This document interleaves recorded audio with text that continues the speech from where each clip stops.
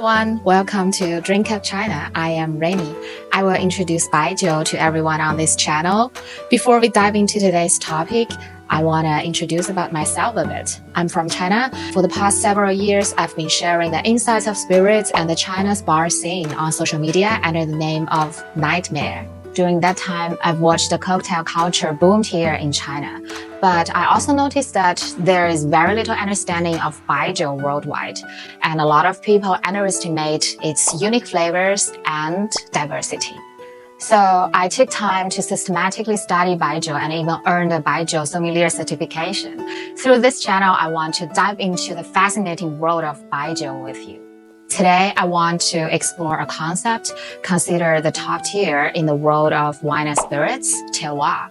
Among all the spirits, Baijiu perhaps has the most intense expression of Terroir. So, what is Terroir all about?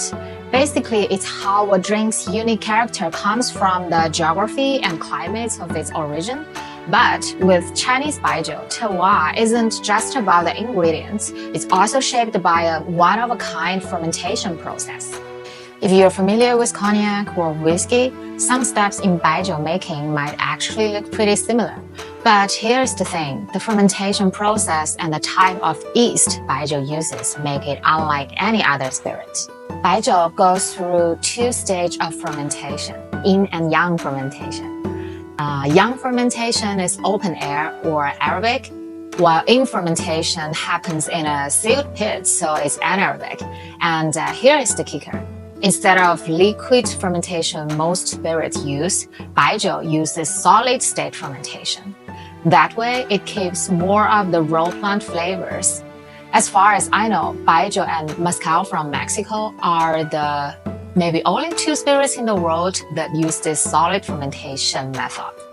Besides solid fermentation, Baijiu also uses something unique called qu.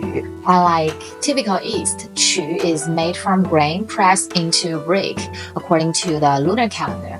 Think of a qu as an incubator. It collects all the local microbes, and as they grow on the warm bricks, they form a soft white layer almost like a veil. To put it simply, the open solid fermentation and qu bring together a whole mix of local flavors and creating a complex profile. It is so delicate that even something as small as changing a house beam or a distiller can affect Baijiu's aroma. So while the government in 1970s officially divided Baijiu into 13 different fragrance types, each distillery still has its own unique personality. So that's a quick look at the terroir of Baijiu.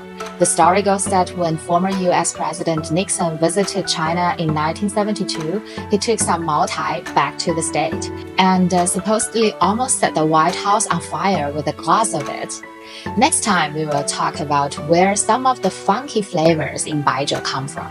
Don't forget to like and subscribe, and I will see you in the next episode. Bye bye!